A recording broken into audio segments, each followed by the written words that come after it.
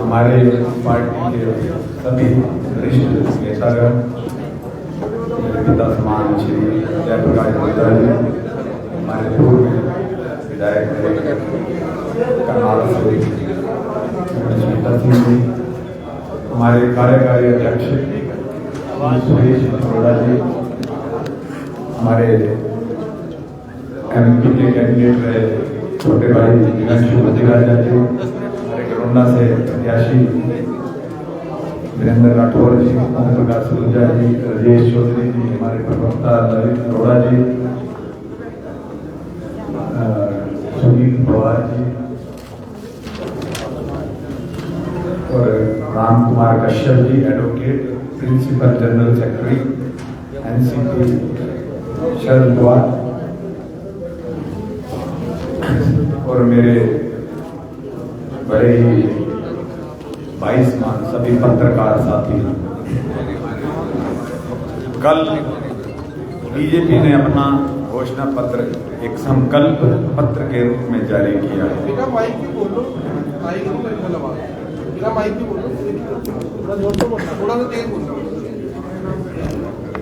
कल बीजेपी ने अपना घोषणा पत्र के रूप में संकल्प पत्र जारी किया है।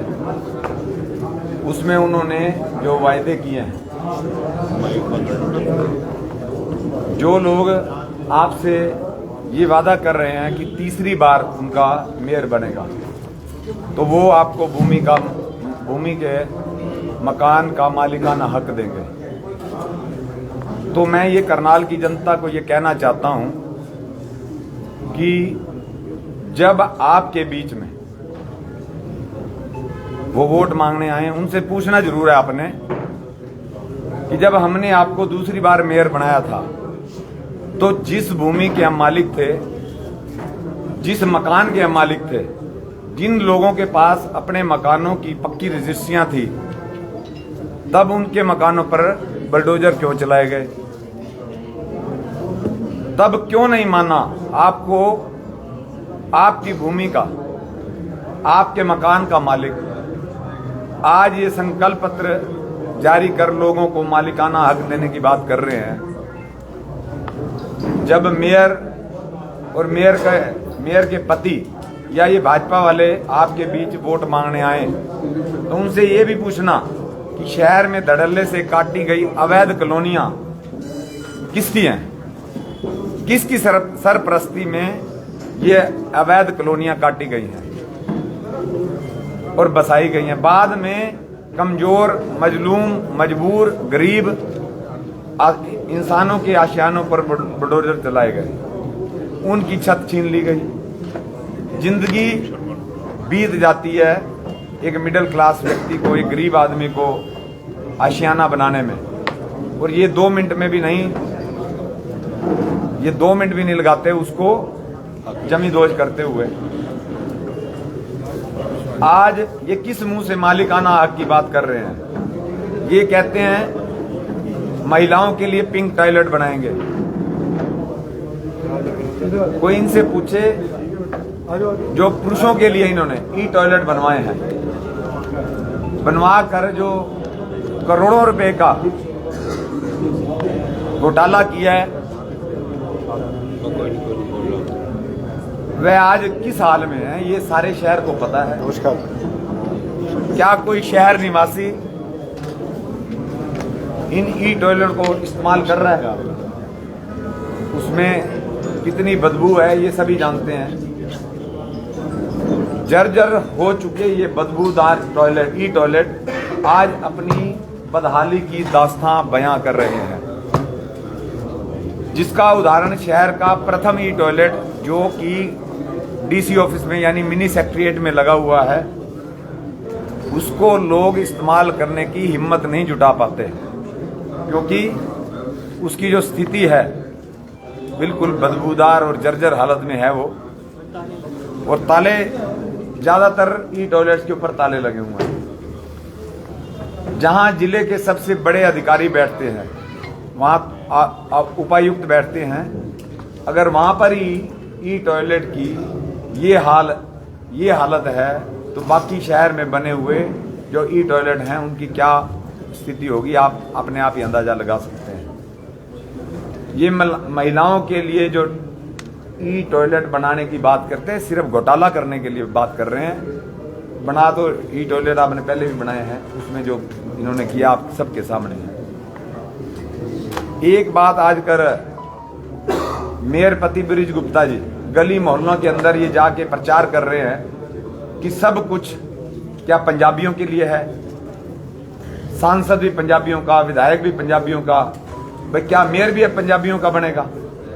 क्या उनके साथ घूम रहे जगमोहन आनंद जी जो हमारे विधायक हैं को नजर नहीं आ रहा कि जो मेयर पति हैं वो जात पात की बात कर रहे हैं? हमने जो भी चुनाव लड़ा है, हमने बिना 36 बरादरी के बलबूते पे चुनाव लड़ने का काम किया, लेकिन ये इस तरीके की भाषा का इस्तेमाल कर रहे हैं, समाज को बांटने का काम जो इन्होंने शुरू कर दिया है।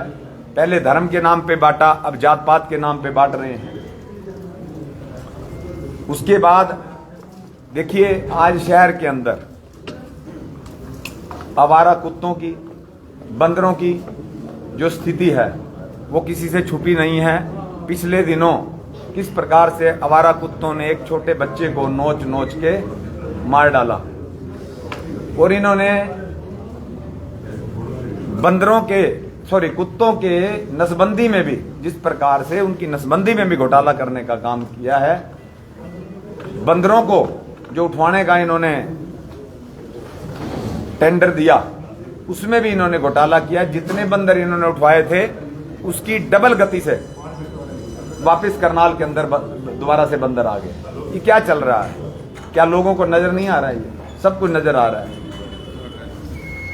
और उसके बाद इन्होंने जो घोषणाएं की हैं, 10 साल उनको मिले। आप ये बताइए, आज वो घोषणाएं कर रहे हैं कि हम ये काम करेंगे, आज क्या उनको अपने 10 साल का पिछड़ा रिपोर्ट कार्ड नहीं देना चाहिए था जनता के बीच में? उन्होंने तो उसकी रिपोर्ट कार्ड की तो कोई बात नहीं की। उन्होंने आगे जनता को गुमराह करने के लिए, जिस प्रकार पिछले 10 साल से ये लोगों को गुमराह कर रहे हैं, आगे अगले 5 साल के लिए कहते हैं कि ट्रिपल इंजन की सरकार आएगी तो हम ये काम करेंगे। बिल्कुल झूठ बोल रहे हैं वो। चाहे हमारे विधायक हैं वो भी झूठ बोल रहे हैं। वो जाके ये कह रहे हैं कि अगर आजाद प्रत्याशी या कांग्रेस के प्रत्याशी अगर पार्षद बनेंगे तो वो काम नहीं करवा पाएंगे। आपके नोले में तो है ही ना। पिछले साल ही मनोहर लाल खट्टर जी ने नगर निगम की जो ग्रांट है वो बंद कर चुके हैं। वो उन्होंने ये खुद ही कहा था कि नगर निगम खुद की इनकम जनरेट करे, उससे करनाल का विकास करवाए। जब हमने खुद ही करवाना है विकास तो उसमें हमारे पार्षद जो बनेंगे हमारे कांग्रेस पार्टी के, तो हम काम क्यों नहीं करवाएंगे? बिल्कुल काम करवाएंगे। और जगमोहन जी एक और झूठ बोल रहे हैं कि हमारी मैडम स्मिता जी के लिए कहते हैं जी वो कहीं भी नजर नहीं आ रही हैं। प्रेस कॉन्फ्रेंस में जिस दिन पर्चा भरवाया गया उस दिन मेरे साथ थी, प्रेस कॉन्फ्रेंस हुई उस दिन भी मेरे साथ थी, और कार्यक्रम पूरे शहर के अंदर कर रही हैं और आज भी मेरे साथ बैठे हैं सारे जितने भी हमारे पार्टी के वरिष्ठ नेतागण हैं। कोई आप बता दो उसमें जो लोगों को गुमराह कर रहे हैं कि हमारी पार्टी के अंदर किसी प्रकार की कोई आपस में फूट है, ऐसा तो कुछ है नहीं। सारे हमारे वरिष्ठ नेतागण बैठे हैं। हमारे वरिष्ठ पूर्व में स्पीकर श्री कुलदीप शर्मा जी भी आपके सामने बैठे हैं। सारे मैंने आपके सामने सारों के नाम लिए हैं। उसके बाद देखिए हमने भी अपना घोषणा पत्र तैयार किया जिसको हमने नाम दिया है भ्रष्टाचार की अब बस। करनाल की जनता से मनोज वधवा के 7 वचन, इस नाम से हमने ये अपना घोषणा पत्र जारी किया है। जो करनाल की जनता से मैं पहला वचन करने जा रहा हूं वो है मेयर आपके द्वार। जनता और प्रशासन के बीच की दूरी को खत्म करने के लिए आपके मेयर आपके वार्ड में सीधे लोगों से जुड़ेंगे और उनकी समस्याएं सुनेंगे, वह समाधान सुनिश्चित करने का काम वहीं वार्ड में ही करेंगे। वचन नंबर 2, रिश्वतखोरी व कमीशन खोरी का जड़ से अंत। भ्रष्टाचार मुक्त प्रशासन, हर निर्णय पारदर्शी होगा, बिचौलियों की भूमिका खत्म होगी और जनता को उनका हक बिना किसी बाधा के मिलेगा। वचन नंबर 3, आवारा कुत्तों व बंदरों के आतंक का खात्मा करने का काम करेंगे। सुरक्षित और भयमुक्त शहर, प्रभावी योजनाओं से आवारा कुत्तों व बंदरों की समस्या का स्थायी समाधान किया जाएगा, जिससे नागरिक निश्चिंत और सुरक्षित महसूस करेंगे। वचन नंबर 4, पक्की गलियां, साफ पानी और बेहतर सीवरेज की व्यवस्था, लाइट्स की व्यवस्था, हर मोहल्ले में पक्की सड़कें, साफ पानी और बेहतर सीवरेज की व्यवस्था, लाइट्स की, स्ट्रीट लाइट की व्यवस्था, ताकि जल भराव व गंदगी खत्म कर शहर को स्वच्छ व विकसित बनाया जा सके। वचन नंबर 5, जो आज करनाल की सबसे बड़ी समस्या है, वो है ट्रैफिक की समस्या का स्थायी समाधान। शहर को सुचारू यातायात के लिए आधुनिक इंफ्रास्ट्रक्चर, स्मार्ट सिग्नल सिस्टम और प्रभावी प्रबंधन लागू किया जाएगा, ताकि जाम और अव्यवस्था की समस्या को जड़ मूल से समाप्त किया जा सके। वचन नंबर 6, कच्ची कॉलोनियों को पक्का करने का वादा। कच्ची कॉलोनियों को पक्का कर उनकी दृष्टि पक्की सड़क, जल आपूर्ति और सीवरेज जैसी बुनियादी सुविधाओं से विकसित किया जाएगा। वचन नंबर 7, वचनबद्ध 7 दिन की जो भी काम होगा, जो भी समस्याएं लोगों की आएंगी, जो पोर्टल के माध्यम से लोगों के बीच में समस्याएं हैं उनको सुलझाने की, हम विदिन 7 डेज उन समस्याओं को समाप्त करने का काम करेंगे, उनका समाधान करने का काम करेंगे। प्रत्येक समस्या जैसे प्रॉपर्टी आईडी, फैमिली आईडी व अन्य मामलों का समाधान समयबद्ध 7 दिन में किया जाएगा। तो कुछ हमने कांग्रेस पार्टी द्वारा करनाल को लेकर संकल्प लिया गया है, जो जनरल हमारे एक घोषणा पत्र के अंदर काम है। अवैध कॉलोनियों की 50% आबादी को निगम में शामिल करवाकर एजेंडे में डलवाया जाएगा, ताकि उनका विकास हो सके। शामलात एवं नगर निगम की जमीन पर कम्युनिटी सेंटर और पार्क बनाए जाएंगे। बाबा साहेब भीमराव अंबेडकर के नाम पर शहर में 5 बड़ी लाइब्रेरियां खोली जाएंगी। वार्ड स्तर पर सरकारी डिस्पेंसरियों का निर्माण करवाया जाएगा, जहां पर मुफ्त इलाज व जांच व फ्री दवाइयों की व्यवस्था की जाएगी। प्रॉपर्टी टैक्स को ठीक करवाया जाएगा, ताकि जनता को परेशानी ना हो। गांव की जमीन पर स्टेडियम एवं चौपालें बनवाने का काम करेंगे। लाल डोरे की जमीन पर हाउस टैक्स माफ किया जाएगा। सफाई व्यवस्था को बेहतर बनाया जाएगा और सफाई कर्मचारियों को सुविधाएं दी जाएंगी। वरिष्ठ नागरिकों को नगर निगम से संबंधित जो भी सेवाएं हैं वो उनके घर पे उपलब्ध करवाई जाएंगी। शहर को ग्रीन और क्लीन करने के संकल्प को पूरा करने के लिए हर वर्ष लाखों की संख्या में हम वृक्षारोपण करेंगे। करनाल शहर को फ्लावर सिटी बनाने का काम करेंगे। बुढ़ापा पेंशन की प्रक्रिया को पूरा करने के लिए हर वार्ड में पेंशन मित्र कक्ष स्थापित किए जाएंगे, ताकि पेंशन बनवाने के लिए बुजुर्गों को जगह जगह ना भटकना पड़े और वो घर में बैठे बैठे सम्मान सहित पेंशन बनवा सकें। गांव व मोहल्ले में स्ट्रीट लाइटों की व्यवस्था सुचारू तौर पर की जाएगी। रेहड़ी पटरी वालों के लिए उचित जगह सुनिश्चित कर मान सम्मान के साथ काम करने की व्यवस्था की जाएगी। नगर निगम क्षेत्र के हर गली मोहल्ले में निःशुल्क वाईफाई एवं सीसीटीवी कैमरे लगाने का हम काम करेंगे, ताकि बढ़ती हुई आपराधिक वारदातों पर अंकुश लगाया जा सके। अपनी शहर की बहन बेटियों की सुरक्षा के लिए शिक्षा संस्थानों के बाहर पुलिस प्रशासन से तालमेल कर सुरक्षा उपलब्ध कराई जाएगी। निगम के सभी 20 वार्डों में विश्व स्तरीय पार्कों के निर्माण व्यवस्था और साथ ही पार्कों में सभी महिलाओं और पुरुषों के लिए निःशुल्क योगा सेंटर, बुजुर्गों के लिए निःशुल्क फिजियोथेरेपी और युवाओं के लिए हाईटेक जिम बनवाए जाएंगे, जो कि निःशुल्क होंगे।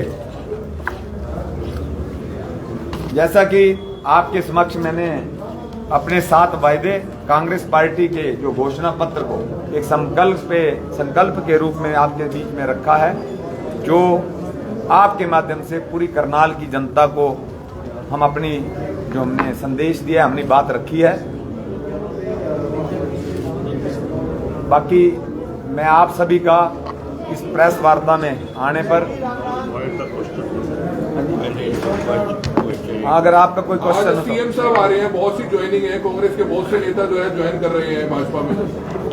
नहीं, उससे क्या फर्क पड़ता है, वो तो पहले भी ज्वाइन किया है, कोई फर्क पड़ने वाला नहीं है। जनता ने मन बना लिया है कि किसको वोट देना है, किसको मेयर बनाने का काम करना है। मनोज जी जब चुनाव होता है जो फ्लाईओवर सिंगल पिलर पहले से बीजेपी इसका वो करिए, जैसे आपने जाम किया व्यवस्था को लेकर जो आपका। एक मिनट में पहले ये अपने जो ये कुछ रह गए थे पॉइंट ये बताता हूँ, फिर मैं आपके क्वेश्चन का जवाब देता हूँ। नगर निगम की सेवाओं को करनाल वासियों के घर घर तक पहुंचाया जाएगा। इसमें नगर निगम के कर्मचारी नागरिकों के घरों पर दस्तक देकर सेवाएं देंगे। नागरिकों की शिकायत व सुझावों के लिए टोल फ्री नंबर और मोबाइल ऐप की सुविधाएं दी जाएंगी। आरडब्ल्यूए व पार्षदों के सहयोग से वार्डों की प्राथमिकताओं के हिसाब से संपूर्ण विकास किया जाएगा। जैसे पार्कों के अंदर मेंटेनेंस चार्जेस हम पहले पिछले 5 साल के अंदर दिया करते थे, वैसे पार्कों को मेंटेन करने के लिए निगम की तरफ से मेंटेनेंस चार्जेस पर मीटर के हिसाब से हर पार्क को पार्कों के लिए आरडब्ल्यू को दिए जाएंगे ताकि वो उसकी मेंटेनेंस कर सके। विकास कार्यों के लिए आरडब्ल्यू से स्वीकृत लोगों द्वारा प्रमाणीकरण के बाद ही भुगतान किया जाएगा। सभी के लिए स्वच्छ और सुरक्षित पेयजल प्रत्येक घर में 20,000 लीटर पानी मुफ्त हर महीने दिया जाएगा। शहर में जगह जगह वाटर एटीएम लगाने का हम काम करेंगे। नगर निगम के अंतर्गत आने वाले सभी सरकारी स्कूलों में बेहतर शिक्षण सुविधाएं प्रदान की जाएंगी। उनका इंफ्रास्ट्रक्चर लैब्स को उच्च कोटि का बनाने का हम काम करेंगे। आपने मेरा सवाल ये था बदवा जी, अच्छा और भी क्वेश्चन नंबर 5 पे शहर की बढ़ती हुई ट्रैफिक व्यवस्था से निजात दिलाने के लिए उचित प्रयास किए जाएंगे और जो रेड लाइटें गलत तरीके से लगाई गई हैं उनकी समीक्षा की जाएगी और गैर जरूरी रेड लाइटों को चौक चौराहों से हटाया जाएगा ताकि विकराल हो चुकी यातायात अव्यवस्था को दुरुस्त किया जा सके। शहर के मेन बाजारों के नजदीक 4 पहिया वाहनों के लिए पार्किंग की व्यवस्था की जाएगी ताकि मुख्य बाजारों में जाम की समस्या से छुटकारा पाया जा सके। हमारा संकल्प है शहर को जाम मुक्त करना और पार्किंग को फ्री किया जाएगा। बदवा जी मेरा सवाल बदवा जी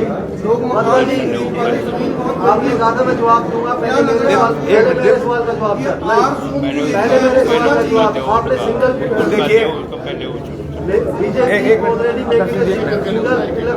सिंगल पिलर फ्लाईओवर आप वहाँ के जो इस चीज से त्रसित हैं लोग, आप उन लोगों के बीच में जाएं क्योंकि मैं तो होके आया हूं तो लोग इतने ज्यादा परेशान हैं। आप ये देखो कि ये कम से कम 2-2.5 साल इसको लगेंगे। उनके घरों के अंदर धूल मिट्टी किस तरह से प्रदूषण इतना बढ़ चुका है और जिन दुकानों के आगे से वो पिलर बन रहे हैं आप उनकी दुकानों के अंदर जो सामान है वो किस तरह से खराब हो रहा है। उनके पास कस्टमर जाना बंद हो गए हैं। उनकी जो दुकानों की वैल्यू है, जिनकी दुकानों की वैल्यू 10-10 करोड़ रुपए है, वो आज मात्र 2 करोड़ रुपए की रह गई है। फिर जाम से कैसे निजात दिलाओगे? जाम से तो निजात देखिए, मैंने आपको बताया, अभी अपने मैनिफेस्टो में भी बताया है, व्यवस्था को ठीक करने की जरूरत है। आप ये बताओ कोई जीटी रोड थोड़ी है ये, आप वहां पे व्यवस्था को ठीक करके जाम की स्थिति को सुधार सकते हो। ये थोड़ी है कि भी आप जिस तरीके से फ्लाईओवर बना रहे हो आप दूसरों का कारोबार खत्म कर रहे हो।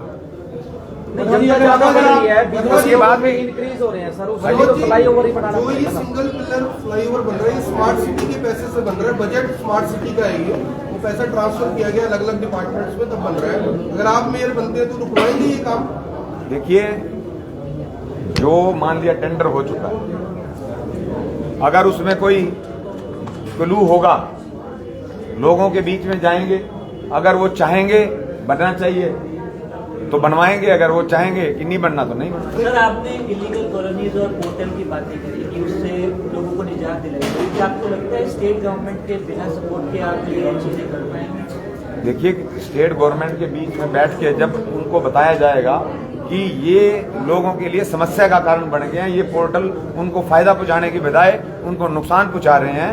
क्योंकि आप ये देखिए, जो इस समय मौजूदा मेयर है उसकी कोई सोच ही नहीं है, उसको लोगों से कोई लेना देना ही नहीं है। ना तो वो लोगों की बात सरकार तक पहुंचाते हैं, ना उन्होंने कभी किसी के काम करने का प्रयास किया है। हम लोग सरकार के साथ सामंजस्य बिठा के उनको समझाएंगे, वो जो बेकार के पोर्टल हैं उनको बंद करो। May I request all of you, इस साइड से क्वेश्चन 1 by 1 पूछ लें, don't overlap please, it's request. Sir, जो अनऑथराइज्ड कॉलोनीज हैं उन पर नकेल कैसे कसेंगे आप लोग? देखिए, अगर आपके अंदर शक्ति है ना भाई इस चीज की, तो आप गलत काम को रोक सकते हो। अगर आपने सिर्फ भ्रष्टाचार ही करना है, क्योंकि अवैध कॉलोनियों से, अगर अवैध जो कॉलोनियां काटते हैं वो ये नेताओं को आके पैसे देते हैं, कहीं नेता क्योंकि प्रशासन अगर आप तभी काट रहे हैं ना। जब यहाँ पे आपको कह रहे हैं कि भ्रष्टाचार मुक्त करनाल को बनाएंगे, तो कैसे बनाएंगे? वो अवैध कॉलोनियां काटने नहीं देंगे हम। मनोज जी, कई नेता ही कॉलोनियां काट रहे हैं। देखिए, ये तो अब नगर निगम के अंदर तो अब जमीनें कोई है, जमीनों के रेट हमारे कंट्रोल में तो है नहीं। जो काम नगर निगम का है हम तो वो कर सकते हैं। अब ये हमारे क्षेत्र से की बाहर की बात है, तो मैं इसके बारे में क्या जवाब? मनोज जी, अगर बात करें तो अवैध कॉलोनियां नगर निगम ई टॉयलेट का मुद्दा कहा था, लेकिन आज तक भी उसके लिए किसी भी निजी टॉयलेट का आप ताला तक नहीं खुलवा पाए आज तक। आप ही ने कहा ताले लगे हुए हैं, लेकिन ताले खुलवा नहीं पाए आज तक आप। कारण क्या रहे? कारण क्या है? क्योंकि अगर ताले खोलेंगे तो उनकी पोल पट्टियां खुलेंगी। जो भ्रष्टाचार उन्होंने किया है उसका आम जन को भी पता लगेगा, क्योंकि जो टॉयलेट यूज करेंगे जब अंदर देखेंगे सुविधाएं नहीं है, तो वो उनको पता लगेगा ना भाई इसमें क्या गोलमाल हो गया, कितना बड़ा घोटाला हो गया। इस वजह से वो ताले बंद हैं। और जिस दिन आपके भाई आएंगे, अगर आप करनाल की जनता मुझे आशीर्वाद देती है, तो सब सारे ये टॉयलेट के जितने भी हैं व्यवस्था को भी ठीक करेंगे और सारे टॉयलेट बीजेपी ने आपको रोका हुआ है? कोई ताले खुलवाने से, प्रदर्शन करने से रोका हुआ है? हम तो हर बार उठाते हैं, हर रोज हर चीज का तो मुद्दा उठा रहे हैं, भ्रष्टाचार का। ये सारा ले दे के सारी बात भ्रष्टाचार पे आ जाती है, घोटालों पे आ जाती है। मनोज जी, अभी आपने अवैध कॉलोनी का जिक्र किया है, नेताओं द्वारा कॉलोनियां काटी जाती हैं और यह निगम का मुद्दा है, क्या उन नेताओं पर भी कार्रवाई होगी? सामने जवाब दे। हाँ जी, अवैध कॉलोनियों का हमने जिक्र किया है, निगम का मुद्दा है और नेताओं द्वारा अवैध कॉलोनियां काटी जाती हैं, अवैध कॉलोनियां पनप रही हैं। क्या उन, अगर जनता आपको प्यार देती है, क्या उन नेताओं पर भी कार्रवाई होगी? देखिए, जितनी भी कॉलोनियां हैं वो मेयर और उसके पति की हैं। हर कॉलोनी के अंदर उनका हिस्सा है, प्रत्यक्ष रूप से तो अप्रत्यक्ष रूप से उनका हिस्सा है सारों में। और बिल्कुल निश्चित तौर पे करनाल की जनता अगर आशीर्वाद देती है, जितने भी सरकारी जमीनों के ऊपर इन्होंने कब्जे किए हैं, श्यामलाल जमीनों के ऊपर, वक्फ की जमीनों के ऊपर, कस्टोडियन की जमीनों के ऊपर जिन्होंने इन्होंने कब्जे करके उनके ऊपर अवैध कॉलोनियां काटी है, जांच करवाएंगे और जो भी इसके लिए उत्तरदायी होगा उसके खिलाफ सख्त से सख्त कार्रवाई करने का काम किया जाएगा। मैडम, बीजेपी के कुछ नेता कई दिनों से कह रहे हैं सुविधा सिंह चुनाव से किनारा कर चुकी है, वो विदेश है। ऐसे है जो नेता वो मेरे से पता नहीं डरते हैं या घबराते हैं। उन्होंने विदेश को ऐसे बना लिया जैसे कि मैं गाड़ी पकड़ी गरौंडा चलेगी या मैं कुटेल चलेगी। 20 तारीख को प्रेस कॉन्फ्रेंस थी, तब भी मैं थी, इनके नॉमिनेशन में मैं थी और आज भी यहाँ हूँ। या तो कोई प्राइवेट जेट उन्होंने दे रखा होगा जिसमें मैं जाती और आती। वर्मा जी, शहर के व्यापारियों का क्या समर्थन मिल रहा है आपको? बिल्कुल, देखिए पूरे शहर का समर्थन मिल रहा है, लेकिन जिस तरह का वातावरण, भय वाला वातावरण जिस तरह के से धमकाने का काम ये कर रहे हैं, आपने देखा पिछले दिनों इन्होंने क्या क्या काम किए हैं। करनाल की जो जनता है वो सब कुछ देख रही है और जो भी हमारे व्यापारी भाई हैं वो खुलकर हमारा मतलब साथ नहीं दे पा रहे। कारण क्या है? ये तो आपको 2 तारीख के अंदर जो वोट डलेगी और उसके बाद 12 तारीख को रिजल्ट आएंगे, उसके बाद ये आपको पता चलेगा कि भाई ये क्या हो गया। कांग्रेस के जो प्रत्याशी वोट की ताकत होती है, लेकिन जो दिग्गज नेता कांग्रेस के थे वो अगर भाजपा में चले गए, वोट बैंक गया है, वोट बैंक गया है, नेता गए हैं। दिग्गज नेता सब यही बैठे देखिए, हैं। मैं मेरे जो भी गए हैं नेतागण हमारे बहुत ही आदरणीय हैं, भाई हैं हमारे। ठीक है कि जब साथ देने का दबाव में चले गए, जब सारी कांग्रेस यहाँ है, साथ देने का वक्त था तो वो पीठ में छुरा घोंप कर उन्होंने यहाँ से भागने का काम किया है। जब उनको साथ देना चाहिए था वो यहाँ से निकलने का उन्होंने काम किया है। लेकिन करनाल की जनता, जिस तरह से मैं करनाल की जनता के बीच में जा रहा हूँ, उनका प्यार, उनका स्नेह वो तय करेगा। उसने तय कर दिया है कि ये जितने भी भागना चाहे भाग जाएं। 101% निश्चित तौर पे करनाल की जनता ने ये मन बना लिया है कि वो मेरे ऊपर विश्वास करेंगे और मेयर बनाने का काम करेंगे, ताकि हम करनाल की विकास की जो विकास कर सकें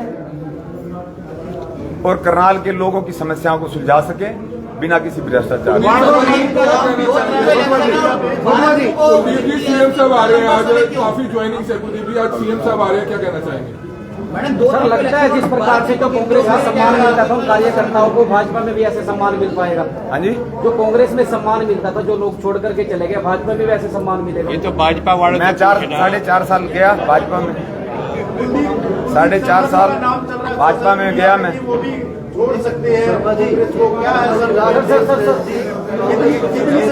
4.5 साल भाजपा में रह के आया, सिवाय बेइज्जती के क्या हुआ। और जितने गए हैं, कल पता चला है त्रिलोचन जी को सामने स्टेज पे गए हैं, उनको वहां नीचे उतार दिया। ये सम्मान तो आपको पता लग ही गया क्या हुआ। आपके वार्डों के प्रत्याशी हैं बदवा जी, आपके वार्डों के प्रत्याशी हैं, उनका आरोप है कि हमें प्रचार नहीं करने दिया जा रहा है, हमारे पोस्टर फाड़े जा रहे हैं। पोस्टर तो देखो, वो पोस्टर फाड़ सकते हैं, लेकिन करनाल की जनता के जो हम दिल में बस चुके हैं ना, वो तो नहीं निकाल सकते। आपके साथ भी ऐसा आप करनाल के अंदर आप जाके पूरे करनाल में देखिए, जितने भी पोस्टर लगाए गए थे, जैसे ही हमने लगाए पीछे पीछे वो उतारने चले गए, फाड़ दिए उन्होंने। इसी प्रकार से और उनके बीजेपी वालों के लगे हुए हैं। ये करनाल की जनता सब देख रही है, कोई फर्क नहीं पड़ने वाला है। उन्होंने ये मन बना लिया है, आप जो बनाना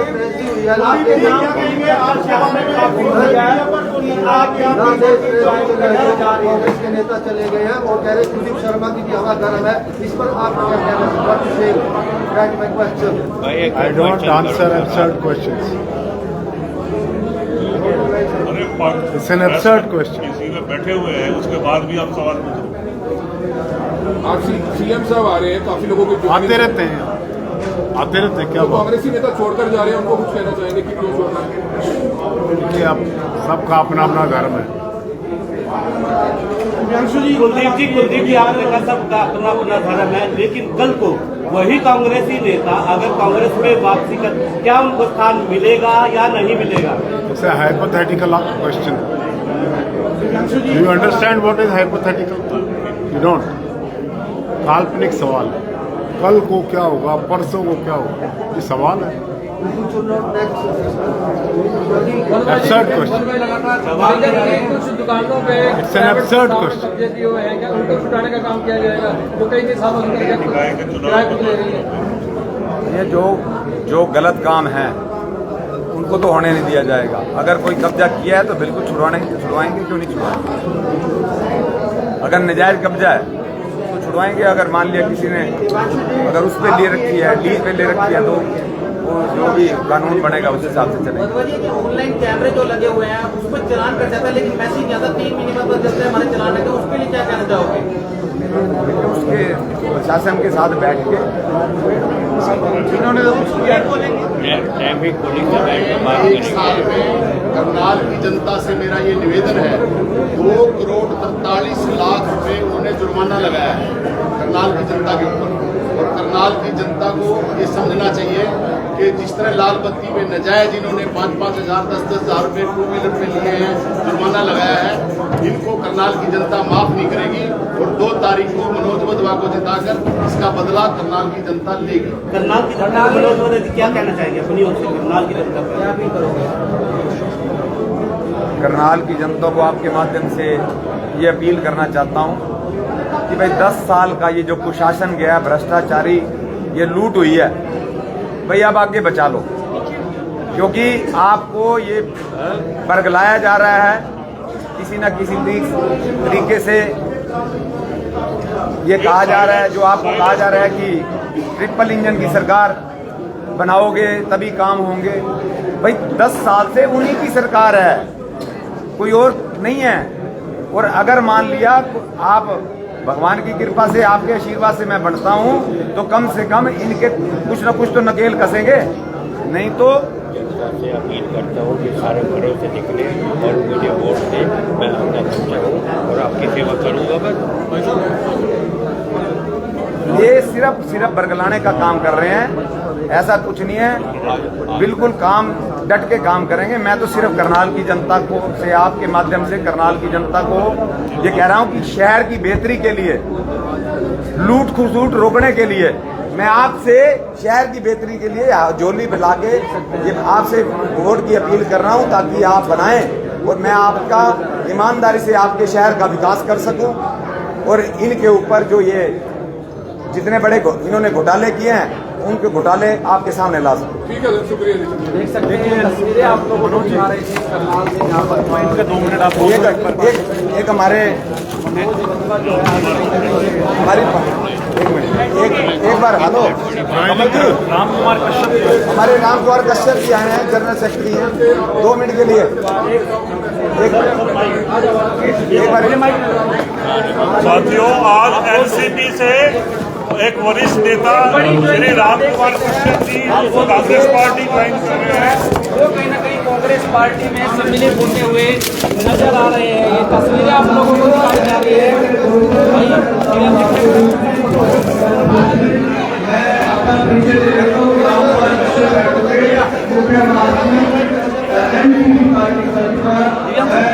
हमारी जो पार्टी है मनोज वधवा जी का कांग्रेस पार्टी का और दूसरे भी बात के है, तो हम पूरे हमारे साथी पार्टी के पूरा जो है कांग्रेस पार्टी के